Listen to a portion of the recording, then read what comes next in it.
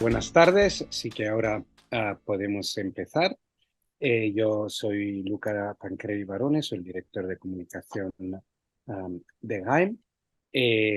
Buenas tardes a todas y todos, los que habéis tenido la amabilidad de estar conectarse con nosotros hoy.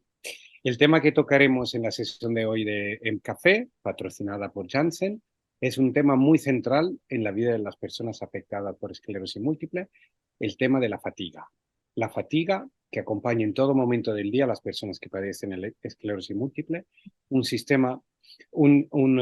síntoma invisible, pero que tiene un impacto enorme en la vida de los pacientes. Para profundizar en esta dolencia tan debilitante relacionada con la esclerosis múltiple, tenemos hoy, como siempre, a una persona que es especialista, una profesional de primer nivel, la doctora Esther del Moral. Buenas tardes, neuróloga y jefe de servicio de neurología del Complejo Universitario Moses Broggi de Barcelona desde hace 13 años. Ella es experta en enfermedades desmielinizantes y en particular en esclerosis múltiple. En nuestra web podéis encontrar un en línea de hace unos años donde nos hablaba de los factores ambientales relacionados con la esclerosis múltiple. Nuestra página web, os lo recuerdo, siempre es una fuente muy rica de recursos, www.fundaciongaem.org, una web que pronto renovaremos, por cierto, es una anticipación para los que nos escucháis hoy. Os recuerdo que por chat siempre podéis escribir preguntas que yo leeré al final. Y ahora dejo la palabra a la doctora Esther del Moral. Gracias.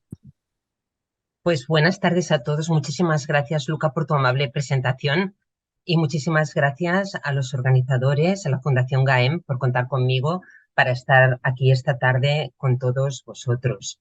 Es un verdadero placer.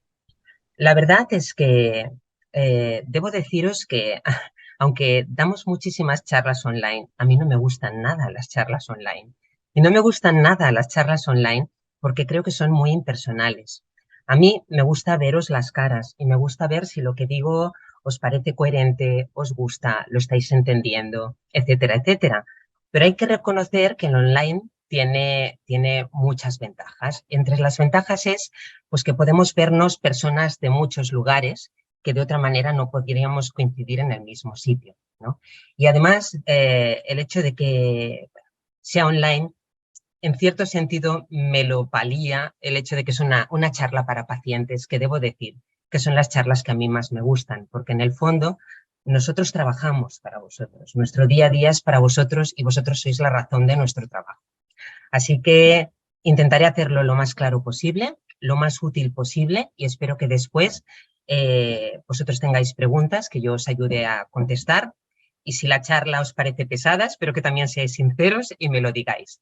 No es fácil de hablar de fatiga en esclerosis múltiple, porque como sabéis, vamos a compartir pantalla, es un tema, bueno, difícil del que no hay demasiada literatura. Pero vamos a contextualizarlo. Venga. Vamos a empezar diciendo que no solo la fatiga en esclerosis múltiple es compleja, sino que la esclerosis múltiple como enfermedad en sí ya es compleja. De hecho, sabéis que muy a menudo la representan como un iceberg del cual vemos la punta, pero que hay muchísimo escondido debajo del agua, ¿no? Y que ahí está y es la parte quizás más importante de la enfermedad. De hecho, sabéis que los síntomas de la esclerosis múltiple los medimos con la escala EDSS. Muchos de vosotros la conocéis muy bien. De hecho, la escala EDSS, aunque tiene limitaciones, es una escala muy útil porque nos permite a los neurólogos, tanto de aquí como, por ejemplo, a mí me permite comunicarme con un neurólogo de Canadá o de China o de la India, y al decirle que tengo un paciente que tiene una EDSS de 4, él entiende exactamente en qué situación está mi paciente y yo entiendo en qué situación está en él. Pero la EDSS tiene muchas limitaciones. ¿Y por qué tiene muchas limitaciones? Primero, porque en los estadios, digamos en las puntuaciones más bajas, nos basamos en los sistemas funcionales, que luego os explicaré lo que son los sistemas funcionales. Y a partir del 4, la alteración de la marcha pasa a tener tantísima importancia que hace perder toda la que pudieran tener esos sistemas funcionales que ahora os voy a explicar. Vamos a ver cuáles son. Pues incluye todos estos que veis aquí. O sea, tenemos el sistema cerebeloso, el piramidal, el de tronco cerebral, la sensitiva, la función visual, la función de esfínteres y la función mental, que luego hablaremos de ellas. Vamos a hablar un poquito más de cada uno para que los entendáis. ¿Qué puntuamos en la función piramidal? Pues en la función piramidal puntuamos la fuerza de las extremidades. Así, cuando damos un 0, quiere decir que la fuerza la tenéis normal en las 4 extremidades, y como podéis ver, cuando puntuamos un 6, hablamos de que la persona está tetrapléjica y no puede mover ninguna de las 4 extremidades. Respecto a la función cerebelosa, decir que el cerebelo se encarga sobre todo del equilibrio, con lo cual el 0 sería normal y el 5 es el equilibrio y la coordinación de movimientos, y el 5 sería la incapacidad de realizar ningún tipo de movimiento coordinado. En el tronco cerebral se encuentran funciones tan importantes como la movilidad de los ojos o el ver doble, pero también se encuentra, digamos, el control de que podamos tragar o la manera que podamos hablar. Así que cuando puntuemos este sistema funcional, lo que estaremos diciendo es si todas estas cosas están afectadas o no y cuánto de afectadas están. La función sensitiva lo que nos dirá es si tenemos algún tipo de sensibilidad alterada. La sensibilidad puede ser la del tacto, la del dolor o la vibratoria, y si está afectada en una o más extremidades o en alguna parte de nuestro cuerpo. Respecto a la función visual, pueden suceder dos cosas.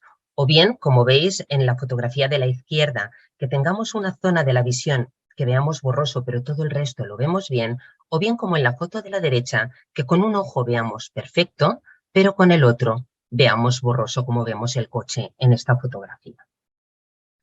La función intestinal la conocéis bien, sería que tuviéramos, por ejemplo, urgencia o retención urinaria, que podría ser leve, moderada o más grave y requerir sondaje.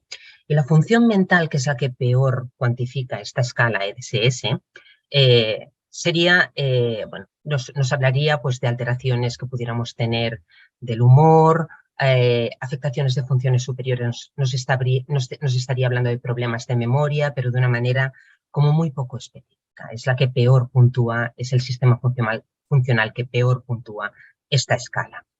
Pero como veis aquí, la esclerosis múltiple es muy compleja y no solo son estos sistemas funcionales y la marcha que hemos podido ver, que es lo que habitualmente puntúa la EDSS, sino que hay muchísimos otros signos más. De hecho, hay muchos signos mal llamados colaterales o invisibles, entre los cuales, por ejemplo, se encuentran problemas de cognición o de memoria, problemas del ánimo como la depresión, la ansiedad, problemas del control de esfínteres o de la función sexual, espasticidad o problemas de la marcha que no son los habituales que encontramos, y por supuesto la fatiga, que tienen un impacto muy importante en vuestra calidad de vida, en el tema del empleo, si trabajáis, no trabajáis y cuánto podéis trabajar, en vuestras relaciones sociales, y evidentemente todo esto tiene un coste sanitario también muy importante.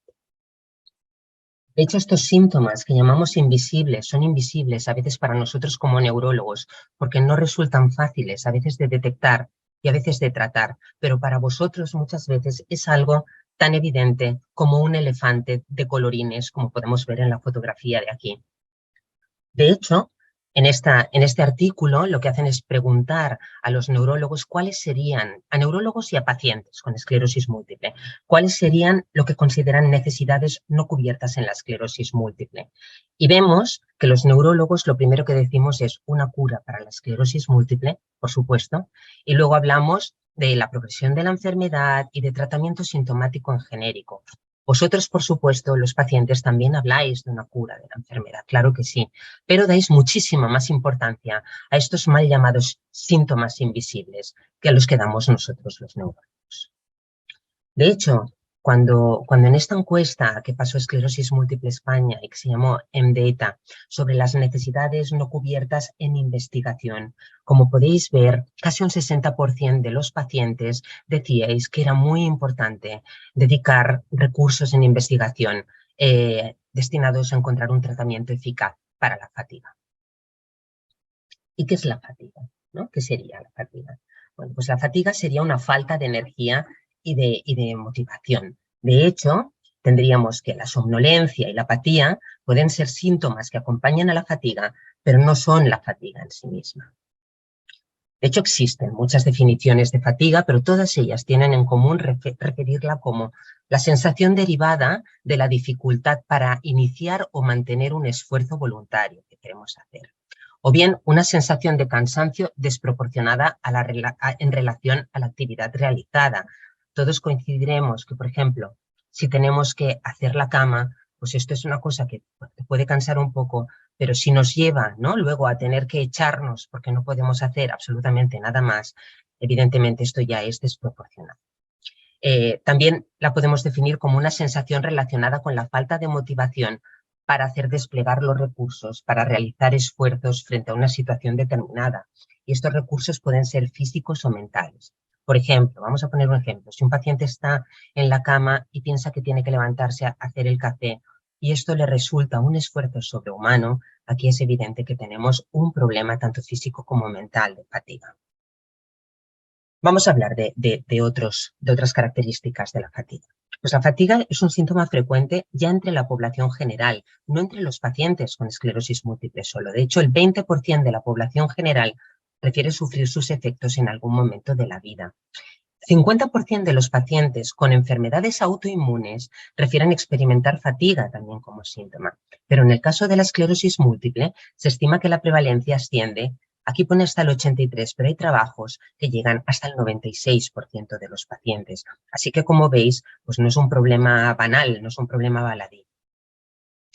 De hecho, se trata del síntoma más frecuente de la enfermedad y casi la mitad de los pacientes la describen como su síntoma más discapacitante. Sabemos que se presenta desde la mañana y que se va incrementando a lo largo del día, de hecho se va haciendo pues, mucho más dura. Sabemos también que fenómenos como el incremento de temperatura o la humedad hacen que la fatiga se exacerbe, sea más importante, y sabemos que su etiología es multifactorial, interviniendo por un lado factores primarios por disfunción del sistema inmune, que además se asocian con secuelas del daño que sabemos que por la enfermedad tenemos en el sistema nervioso central. Vamos a hablar un poquito de qué se postula sobre la etiología de la fatiga. Pues se postula, por un lado, que la desmielinización en la enfermedad provoca una disminución de la velocidad de conducción de la mielina, esto ya lo sabéis, y esto puede contribuir a la fatiga. Por otro lado, sabemos que el daño en la sustancia blanca podría provocar que se desconectaran estructuras de ciertas áreas cerebrales que estuvieran implicadas en funciones relevantes para la fatiga, como por ejemplo en áreas de planificación o en áreas de ejecución motora, o bien en áreas que estuvieran relacionadas con la excitación y la motivación. Y por otro lado, sabemos que lesiones en el hipotálamo o en el tronco encefálico, que están relacionados, ¿no?, con el suministro energético, nos podría alterar el control del sistema nervioso autónomo y causar fatiga, pues precisamente por disminución de este suministro de energía. Por otro lado, también se ha postulado que la percepción de fatiga es el fallo en la predicción del esfuerzo, en la manera que esta sería la consecuencia de que el esfuerzo fuera inesperadamente alto para nosotros cuando fuéramos a hacer la acción o movimiento. Esto, por ejemplo, se ha visto cuando hacemos resonancias funcionales de pacientes con esclerosis múltiple, haciendo algún tipo de tarea, por ejemplo, leer un libro, y lo comparamos con la resonancia funcional de una persona que no tiene esclerosis múltiple, vemos que el paciente con esclerosis múltiple, para hacer la misma tarea y debido a las lesiones que tiene, requiere conectar muchas más zonas del cerebro que el paciente que no tiene esclerosis múltiple. Y es posible que esto suponga un mayor gasto de energía del que le supone a otro paciente y pueda explicar, al menos en parte, la fatiga. Dicho esto, podríamos pensar que la fatiga está relacionada con la discapacidad, ¿no? Y que, por tanto, a mayor discapacidad, a mayor EDSS, mayor es la fatiga. Pero como podéis ver, no es así. Independientemente de la fatiga, del EDSS, de la discapacidad, pacientes con muy poquita discapacidad, un EDSS entre 0 y 3, también notan que la fatiga es su síntoma predominante, y lo mismo sucede en pacientes que tienen mayor discapacidad.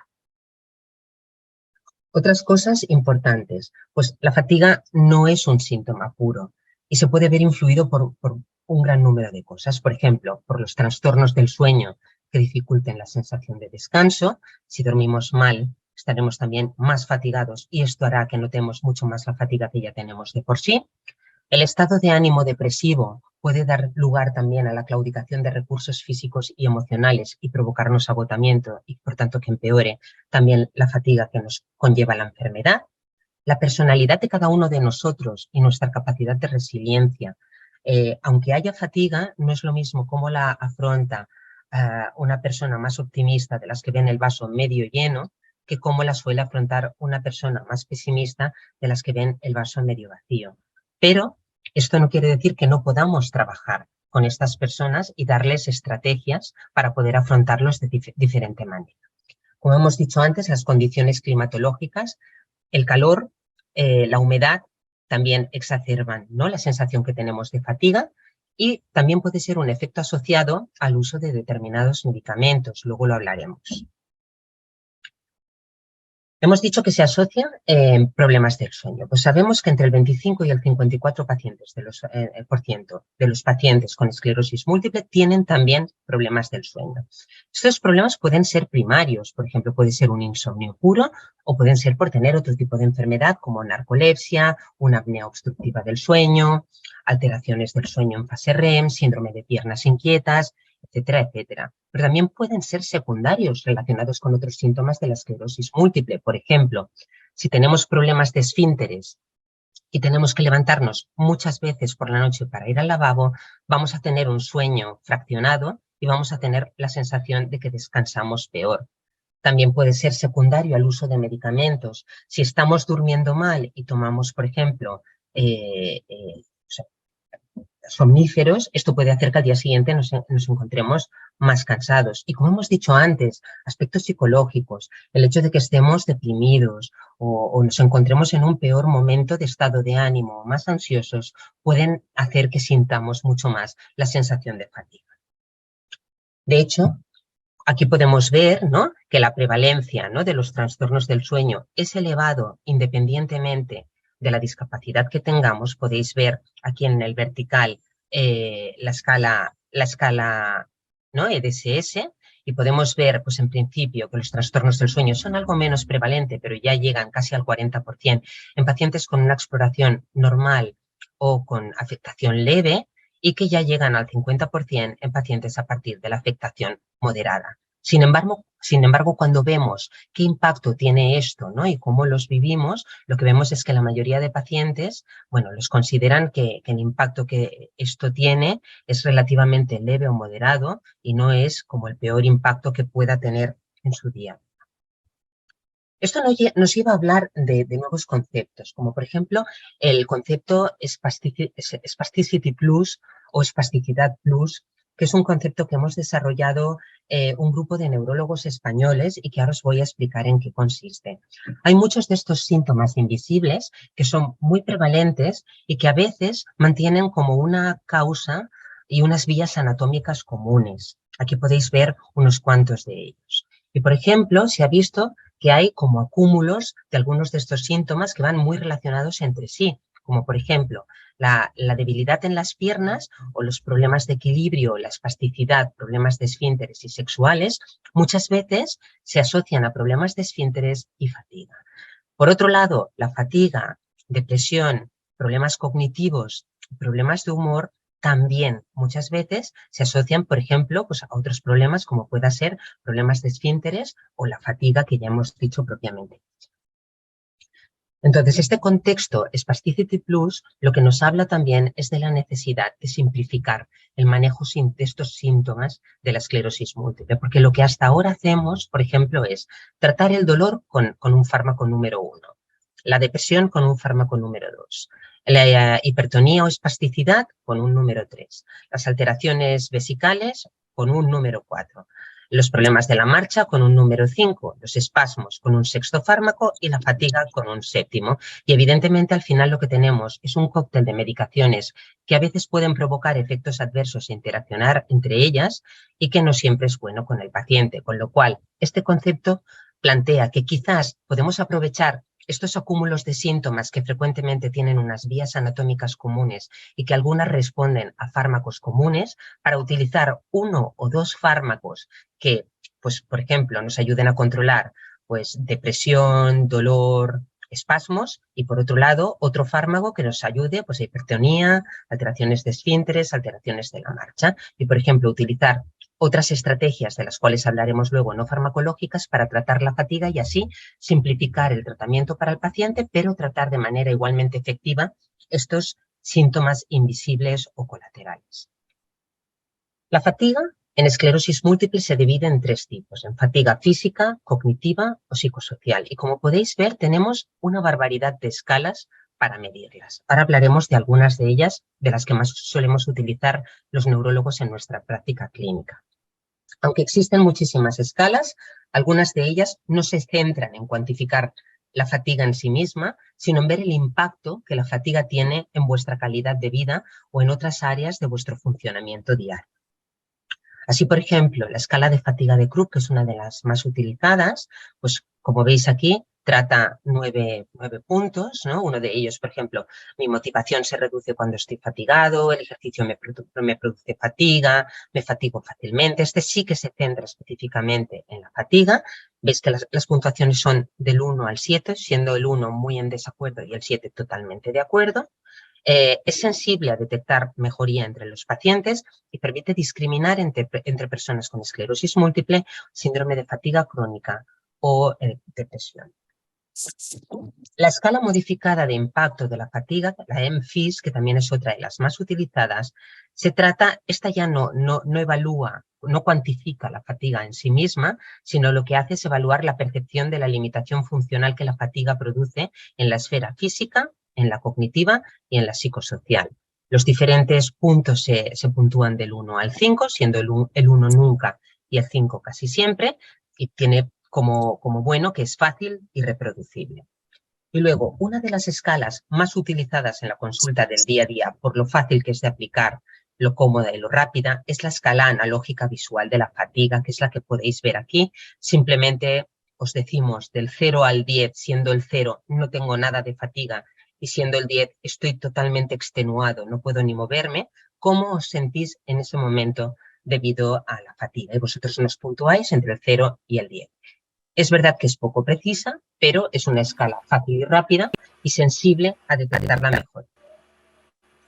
Respecto al tratamiento de la fatiga, bueno, vamos a hablar de que lo podemos dividir. Primero, como hemos dicho, como puede estar influida por muchas otras cosas, tenemos que reconocer y tratar causas secundarias de fatiga, como por ejemplo problemas del sueño, del estado de ánimo, de esfínteres, espasticidad, espasmos, cosas que nos puedan estar influyendo en esta fatiga y poner tratamiento para ellas. Y luego hablaremos de terapias farmacológicas y terapias no farmacológicas para la fatiga.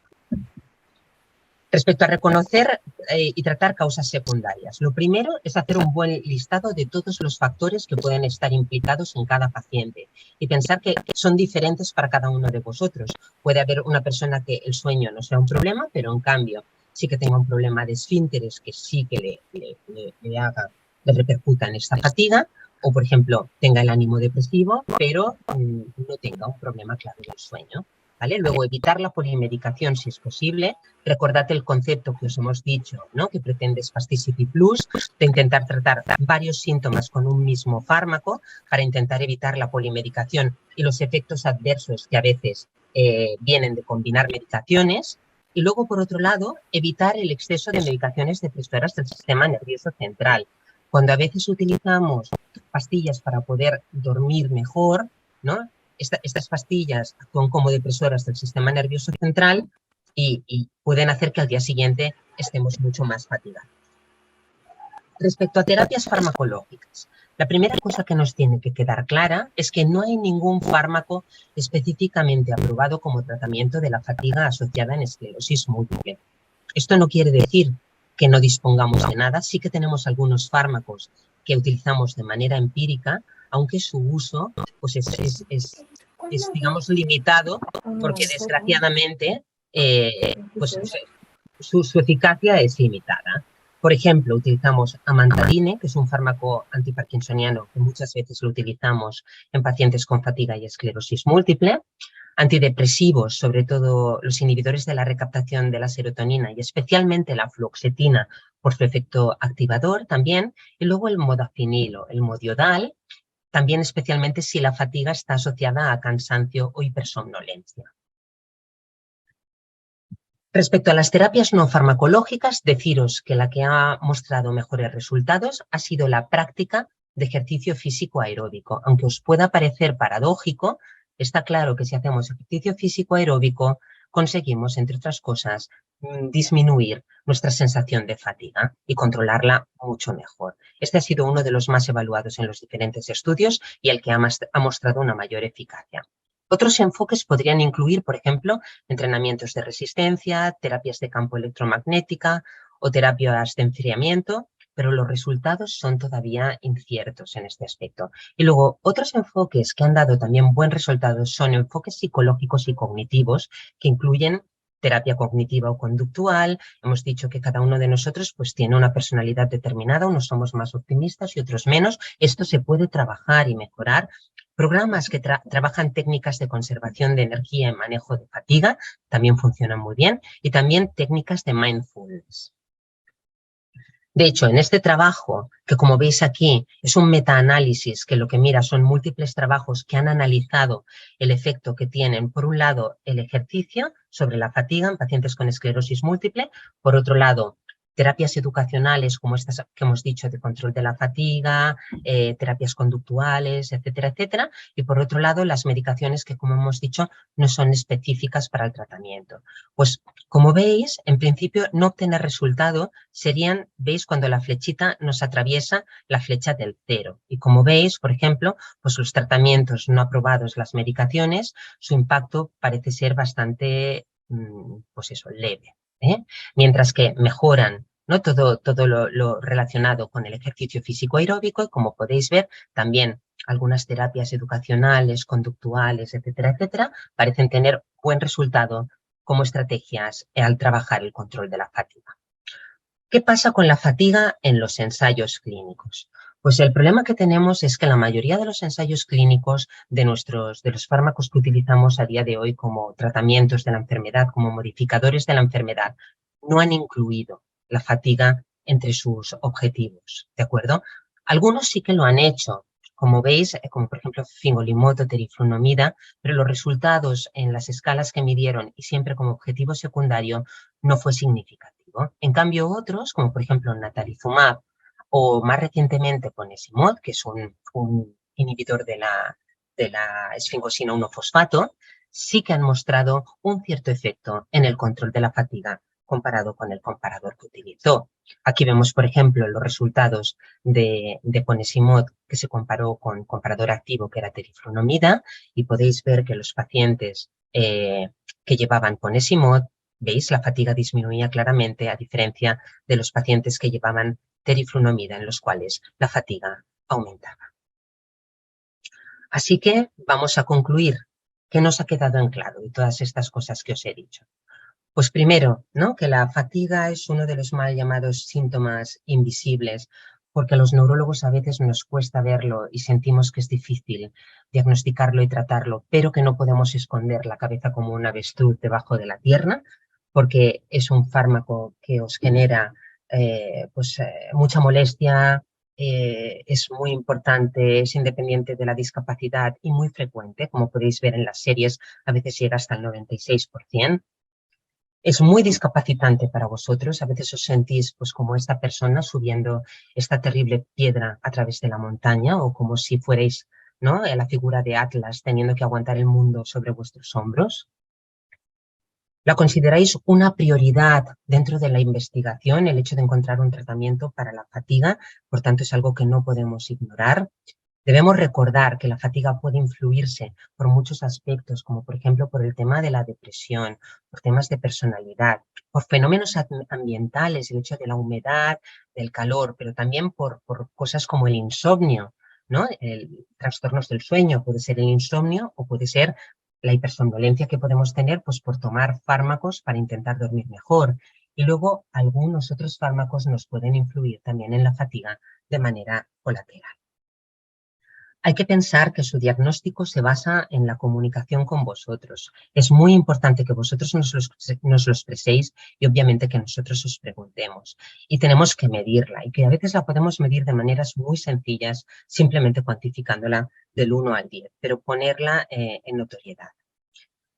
Que no tenemos, desgraciadamente, ningún tratamiento farmacológico que esté aprobado específicamente para la fatiga, aunque sí que disponemos de algunos, cuyo efecto, aunque sea moderado, a veces es efectivo, y que lo que está claro es que las terapias que mejor resultado han mostrado en el impacto sobre la fatiga han sido aquellas que incluyen ejercicio físico aeróbico y también aquellas que implican un trabajo psicológico o conductual. Por último, que la fatiga se ha incluido poco en los ensayos clínicos, pero que ya vemos, ¿no? Que vamos a ver la luz, algunos de los tratamientos, sobre todo de alta eficacia que tenemos, sí que parecen tener un efecto sobre la fatiga, con lo cual esto no deja de ser una esperanza a pensar que abordándola desde varios puntos, posiblemente en un futuro próximo conseguiremos daros una mejor respuesta a esta fatiga, a este síntoma que resulta tan molesto para todos vosotros. Y espero que lo que os he contado haya sido de utilidad para vosotros y no os haya resultado muy pesado. Gracias por vuestra atención y estaré encantada de intentar comentar, pues intentar responder las preguntas que vosotros me hagáis. Muchas gracias. Muchas gracias, doctora Esther del Moral. Muy interesante, creo también muy claro lo que ha explicado en esta charla. Ya tenemos efectivamente algunas personas que nos han hecho algunas preguntas. Ujú. Empezaría con la pregunta de Rosa, que dice si en la resonancia se pueden detectar los problemas relacionados con la fatiga. En la resonancia normal, desgraciadamente, no se pueden relacionar. En técnicas más avanzadas, como por ejemplo la resonancia funcional, quizás podríamos detectar algo. El problema está en lo que hemos dicho. La fatiga se ve influenciada por tantos otros factores que es difícil medirlo como síntoma puro. Por ejemplo, en una resonancia funcional, tú puedes hacer que un paciente esté leyendo mientras estás haciendo la resonancia y ver qué áreas del cerebro se activan, pero es difícil saber qué áreas del cerebro se están activando de por sí solamente por el hecho de estar fatigado. Con lo cual te diría que a día de hoy no es posible detectar esto mediante técnicas de resonancia. La pregunta de Luis Jesús Arranda tiene que ver con algunas cosas de las que se ha hablado directamente en la charla. Dice, ¿hay medicinas para combatir la fatiga? Me hablan de antidepresivos. Uh-huh. Pues sí, efectivamente. Lo primero que te he dicho es que no hay ninguno que específicamente tenga la indicación para el tratamiento de la fatiga, pero que evidentemente los neurólogos sabéis que a veces utilizamos tratamientos empíricos que se ha visto que van bien en algunos de los pacientes y que en todo caso probarlos no los va a perjudicar. Y sí, por ejemplo, antidepresivos, sobre todo los inhibidores de la recaptación de la serotonina y sobre todo los más activadores como puedan ser la fluoxetina, se ha visto que en algunos pacientes con esclerosis múltiple tienen un efecto positivo en la fatiga. Quien quiera hacer pregunta puede levantar la mano, le daremos la palabra. Mientras tanto, nos han hecho llegar por email algunas preguntas más. Por ejemplo, Montserrat nos pregunta, ¿es habitual que la fatiga vaya acompañada de dolor invalidante? Puede ir acompañada. Ya has visto que era uno de los síntomas que cuando yo te he mostrado aquella diapositiva en la cual había acúmulo de síntomas, era uno de los síntomas que con frecuencia se asociaba a la fatiga. Sí, así es. Una segunda pregunta nos llega de Luis, que nos dice que quiere saber algunos ejercicios para mejorar la parte del cuerpo encargada de la respiración, porque dice, ha observado que mejorando la respiración minimizamos el efecto de la fatiga y a su vez para mejorar la respiración no solo hacen falta ejercicios respiratorios que solo trabajan el diafragma, sino también le gustaría saber a Luis qué músculos trabajan en la respiración moviendo la caja torácica y por supuesto ejercicio para activarlos.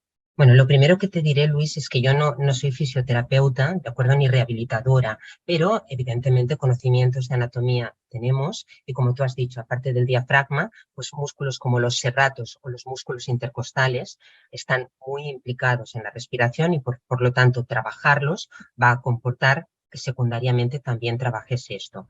Respecto a recomendarte ejercicios específicos, no lo puedo hacer yo por lo que te he dicho. Pero, por ejemplo, has visto que había una diapositiva en la cual, de hecho, participa la Fundación GAEM, que hay una página web, seguro que lo puedes mirar desde su propia página web, en la cual se recomiendan ejercicios aeróbicos, y entre los ejercicios aeróbicos también se explica respiración, que pueden ser útiles para pacientes con esclerosis múltiple en diferentes, independientemente, digamos, del estado de discapacidad que tengas, desde gente que casi no tiene discapacidad a gente con discapacidad más avanzada. Así que te recomiendo consultar estas páginas web, que ya te digo, probablemente puedas acceder desde la propia página de GAEM.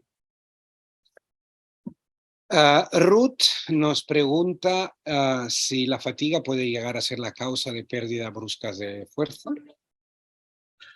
A ver, el experimentar fatiga es una cosa que no todos la experimentamos igual. Normalmente la fatiga es un cansancio que vamos acumulando, pero ¿por qué no en un momento dado puedes claudicar, ¿no? Igual que cuando estás muy cansado puede haber un momento que te fallen las rodillas y te caigas, pues ¿por qué no puedes tener en un momento dado, por una fatiga extrema, pues esto, una pérdida de fuerza generalizada? No veo el motivo por qué no, pese a que no sea lo más habitual. Susana nos pregunta si el vértigo posicional paroxístico puede venir derivado también de la esclerosis. Bueno, la esclerosis múltiple puede dar fenómenos similares al vértigo. El vértigo posicional paroxístico benigno es muy frecuente entre la población general y no tiene nada que ver con la esclerosis múltiple. De hecho, hay pacientes con esclerosis múltiple que pueden tener también este vértigo posicional paroxístico benigno, que es por un problema del sistema vestibular, del desequilibrio entre los líquidos y las piedrecitas o tolitos que tenemos dentro del oído. Y como digo, pueden tenerse los dos síntomas, pero hay pacientes nuestros que pueden tener síntomas de vértigo muy parecidos al vértigo posicional benigno en el contexto, por ejemplo, de un brote, si por ejemplo se afecta pues, el cerebelo, el tronco cerebral, etcétera, etcétera. Con lo cual, ante la duda, consultar al neurólogo porque una buena exploración nos dará muchos datos. Y si el neurólogo os dice tranquilos, esto parece un vértigo posicional benigno, lo trataremos con tratamiento sintomático. Si nos parece un brote, lo trataremos como un brote. Piedad Romero nos ha escrito un email y también nos manda dos preguntas por la chat. Dice que tiene 55 años, hace 4 me diagnosticaron esclerosis múltiple. He ido bien hasta el inicio de ese año, que he comenzado con fatiga. No me encuentro depresiva, pero parece como si no tuviera fuerza para seguir con la vida. Estoy en el año de descanso con cladribina y no sé si eso puede influir, pues es ahora cuando lo he comenzado a notar. Esa es la primera pregunta. Vale. Primero, vamos a ver, la fatiga puede aparecer en cualquier momento y lo que hay que ver, Pilar, es Pilar, me has dicho, ¿verdad? Sí. Sí, lo que tienes que ver, lo primero que hay que ver, Pilar, es si no hay ningún otro síntoma, no solo la depresión, como has podido ver, hay muchas otras cosas que puedan estar influyendo en que sientas fatiga, ¿de acuerdo? Descartar que todo esto no sea así, descartar que no haya otros fármacos que te lo estén produciendo o que estés tomando para otro motivo, que también sea así, y decirte que los fármacos de la esclerosis múltiple de por sí, excepto, por ejemplo, los inyectables, que a veces en el momento después de inyectar sabéis que pueden dar una sensación, ¿no?, de febril, de cansancio y tal, pueden dar un poquito más de sensación de fatiga. Por ejemplo, los orales no suelen incrementar la sensación de fatiga. Tú preguntas, ¿puede ser porque estoy ya en este periodo teóricamente sin tratamiento de la cladribina? No hay datos que muestren esto, no hay ningún dato. De hecho, hay pacientes en los ensayos con cladribina que 8 y 9 años después de haber recibido solo 2 tandas de cladribina siguen sin haber presentado ningún tipo de actividad ni empeoramiento en la EDSS. De todas maneras, lo que te recomiendo es que consultes con tu neurólogo, porque hay que evaluar cada caso en particular. Y de hecho, sabes que a partir del cuarto año hay la posibilidad de retratar si los linfocitos se han recuperado, etcétera, etcétera. Con lo cual, él evaluará tanto tus síntomas físicos como tu resonancia, etcétera, etcétera, y puede decidir si a lo mejor sí que en tu caso valdría la pena retratar en el cuarto año. Y la segunda pregunta de Pilar dice que, por otro lado, me han pautado modafinilo, pero me han asustado sus efectos secundarios. Y dice que no le han hecho ningún estudio. No sé si le puedes decir algo sobre esto. Bueno, sí, puedo decirte, como te he dicho, el modafinilo es uno de los tratamientos que utilizamos en nuestros pacientes que experimentan fatiga, sobre todo si esta fatiga está asociada a hipersomnolencia. Estás más cansada, tienes que hacer siestas porque no aguantas el resto del día, etcétera, etcétera. Es verdad que cuando lees los prospectos de los medicamentos, ¿no? A veces uno se lleva las manos a la cabeza y parecen pues la bomba atómica. Pero si leéis el prospecto del paracetamol o de la aspirina que todos llevamos, ¿no?, tomando de toda la vida, y además sabemos que han salvado muchas vidas, tampoco os volveríais a tomar ni una aspirina ni un paracetamol en vuestra vida, porque pues, los prospectos están hechos para cubrir, digamos, la parte legal que potencialmente las compañías farmacéuticas pudieran tener por aparición de un supuesto efecto, y describen cualquier cosa que se haya dado remotamente o aunque sean ensayos clínicos o potencialmente pudiera ocurrir. Debo decirte que el Modiodal lo utilizamos para tratar la fatiga. Hay pacientes a los que les va bien y les funciona muy bien y otros pacientes que no notan efecto. Yo te diría que si tu neurólogo te lo ha recomendado, lo pruebes, al menos lo pruebes durante una temporadita. Si luego ves que no te funciona, habla con él directamente y le dices, mira, no he notado ningún cambio, creo que a mí no me funciona. Y entonces podéis pensar en otras alternativas. Cintia nos pregunta esto. ¿Has mencionado a Panesimod como fármaco que tiene efecto positivo sobre la fatiga? ¿Ocurre lo mismo con Ozanimod? Pues no tenemos datos a día de hoy. Es posible que ocurra que muchos de los fármacos que estemos utilizando tengan también un cierto efecto sobre la fatiga, pero la mayoría de ellos no lo han cuantificado cuando han diseñado el ensayo clínico y esto es un problema. De hecho, una de las cosas que les estamos reclamando ahora es que pues eso, recopilen datos sobre los efectos en fatiga, aunque sea con carácter retroactivo, porque es muy importante para vosotros. O sea que es posible que los inhibidores de la S1P los nuevos inhibidores de la S1P puedan tener un efecto sobre la fatiga. Sabemos que lo ha demostrado Ponesimod como uno de los objetivos secundarios. No tenemos datos claramente sobre Ozanimod, es posible que los tengamos en un futuro. Carlos nos dice que es escritor y le agota escribir y leer y pregunta si hay algún recurso para solucionar algo la fatiga mental. Pues como te he dicho, Carlos, la fatiga mental es uno de los 3 tipos de fatiga que hay, junto con la física y la psicosocial. Posiblemente la fatiga mental, una de las maneras más que con fármacos, que podría ser, o sea, por ejemplo, si ves que una de las cosas que sientes es somnolencia, una de las opciones sería hablar con tu neurólogo de si sería una posibilidad probar el modafinilo, el Modiodal, pero lo que te he dicho, terapias conductuales, por ejemplo, o estrategias de ahorro de energía parecen funcionar también a la hora de hacer eso. Y paradójicamente, aunque te lo pueda parecer, el hecho de hacer ejercicio físico aeróbico ha demostrado que prepara nuestro cuerpo para notar mucho menos fatiga. Con lo cual te recomiendo que intentes hacer estas técnicas no farmacológicas, además, para ver si te ayudan. Sigo porque hay muchísimas preguntas, a ver si conseguimos contestar a todo el mundo. Hay al menos 10 que nos están esperando. Entonces, Rosa pregunta si es posible que la fatiga excesiva provoque también confusión mental y torpeza. Por supuesto que sí. Por supuesto que sí, Rosa. Sí, sí.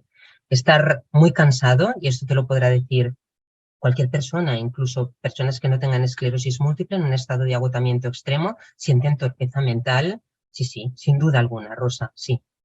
Y Josefina nos pregunta cómo conciliar la fatiga con estados de ánimos para reanimar, animar o incentivar a la persona. La fatiga tiende a ser demoledora en la emocionalidad. Es verdad que el sentirse muy extenuado ¿no? Tiende a hacer que el estado de ánimo, pues evidentemente no sea el mejor. Por eso es importante todas estas terapias que hemos dicho, conductuales y estrategias mindfulness y estrategias de abordaje colateral de esta fatiga, porque realmente trabajar todo esto, ¿no? y evitar caer en esta depresión hace que podamos manejar mucho mejor esta fatiga. Y vuelvo a incidir en lo mismo, aunque parezca paradójico, intentar combinarlo con un ejercicio físico aeróbico adaptado a la situación de cada paciente, pues nos ayuda aún mucho más, porque además pensad que el ejercicio físico aeróbico nos hace que liberemos endorfinas y por tanto mejora muchísimo nuestro estado de ánimo también. Roberto pregunta si puede tener influencia el medicamento que utilizo para el glaucoma en tener más fatiga y clonazepam que recetó mi neurólogo. No sé qué medicamento está utilizando exactamente para el glaucoma, con lo cual, y a lo mejor es tópico. Si es tópico es difícil que se relacione mucho con la fatiga, aunque habría que saber qué tipo de medicación es exactamente, porque algunos, aunque sean tópicos, sí que tienen absorción sistémica. Respecto al clonazepam, puede ser que lo necesites, Roberto, para otro tipo de síntomas, pero si es en exceso, sí que puede exacerbar la fatiga, pues porque es una benzodiazepina, es de estos fármacos que decíamos, por ejemplo, a veces utilizamos pues para el sueño, entre otras cosas, o el temblor, y sí que podría hacer en dosis muy altas que lo notaras más. No así a dosis bajas, que puede ayudarte a controlar otros síntomas. Ana Belén quería poner la pregunta sola, no sé si se puede conectar. Si no, pasamos a otra persona. Ana Belén, ¿consigues abrirte el micro, quizá?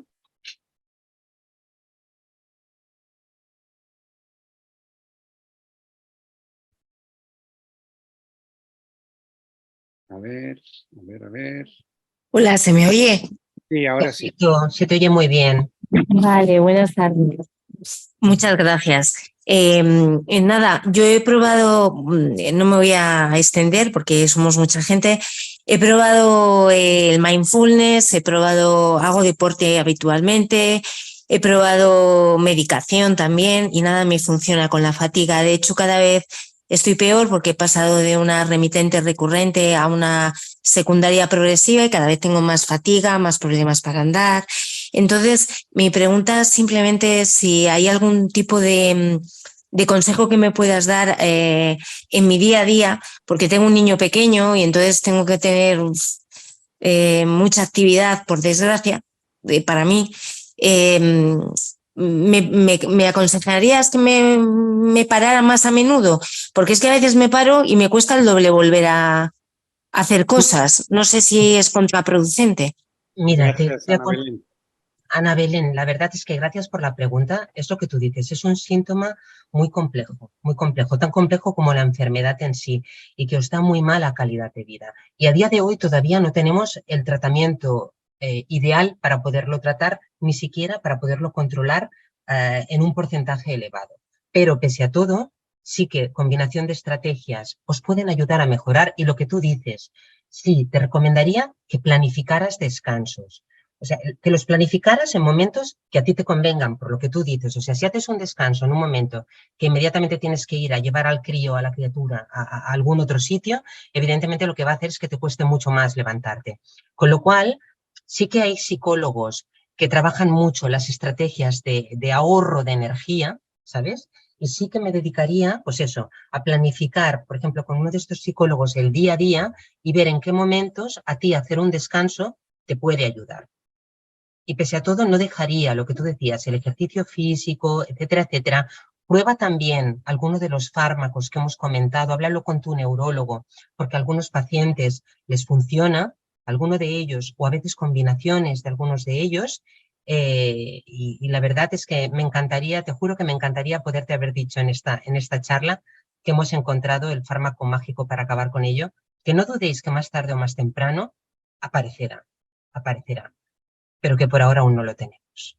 Eso esperamos. Mario nos dice que 5 días a la semana hace ejercicio, va en la caminadora y ha notado que al término del ejercicio, 30 minutos, percibo cierta falta de coordinación motriz.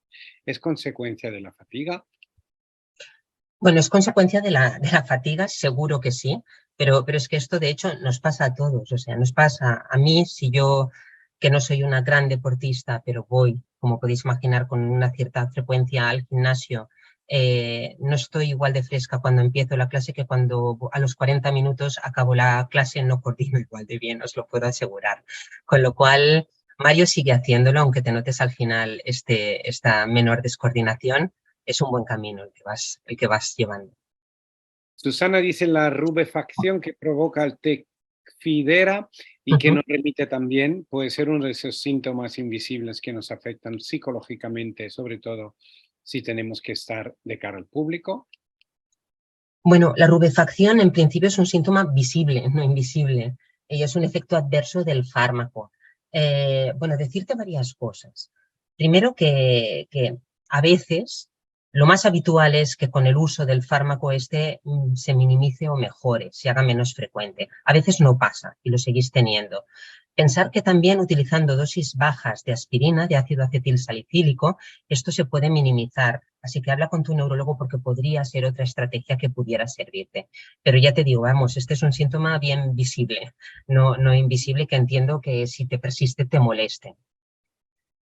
Sobre rubefacción, también Soledad pregunta, ¿la rubefacción con Tecfidera se puede reducir de alguna forma? Sí, tal como te he dicho. Si no se reduce de por sí con el uso del fármaco, que esto a menudo pasa, puede intentar utilizarse ácido acetilsalicílico, es decir, aspirina, a dosis bajas. Comentadlo con vuestros neurólogos que os dirán la dosis adecuada y podéis probarlo. Rosa nos pregunta si se consideran el mismo tipo de fatiga, la fatiga que sientes desde que te levantas, como la fatiga después de haber hecho ejercicio físico. Bueno, es diferente. O sea, vamos a ver. La fatiga que tú sientes al levantarte, Rosa, es fatiga claramente patológica y debida a tu enfermedad. Ya te he dicho que aparece desde la mañana y de hecho se va incrementando a lo largo del día. La fatiga que notamos al acabar de hacer ejercicio físico es una fatiga saludable que en principio nota cualquier persona que hace ejercicio físico cuando acaba está cansado. Evidentemente vosotros lo notáis más porque se os exacerba la fatiga, pero como os he dicho, no es pan para hoy y hambre para mañana, porque trabajar esto lo que hace es que luego notéis menos la fatiga en el medio-largo plazo. El rituximab, pregunta Mónica, ¿podría causar más fatiga? Bueno, en general, como os he dicho, los fármacos que utilizamos como tratamientos modificadores de la enfermedad, salvo los interferones, ¿no?, que sí que tienen este síndrome pseudogripal, que sí que puede acompañarse de más fatiga al día posterior a la inyección o en las horas posteriores a la inyección, no se han relacionado directamente con el notar más fatiga. Cada persona es un mundo, ¿no? Y toleramos los fármacos como los toleramos. Pero en principio, evidencias de que provoque así más fatiga no tenemos. Marcela dice que tiene neuromielitis óptica. Si en septiembre del 22 fue la última dosis de rituximab. Apenas me lo ponen, tengo muchas pilas, pero ahora tengo mucha fatiga. Mejoraré cuando me pongan el medicamento biológico. Y a esto Mónica le contesta que también lleva neuromielitis óptica y un año con el mismo medicamento que tú. En mi caso sí han mejorado, pero también me ha ayudado a tomar vitamina B. No sé si quieres comentar algo. Bueno, solo puedo deciros que la neuromielitis óptica es una enfermedad diferente de la esclerosis múltiple, se comporta de manera diferente.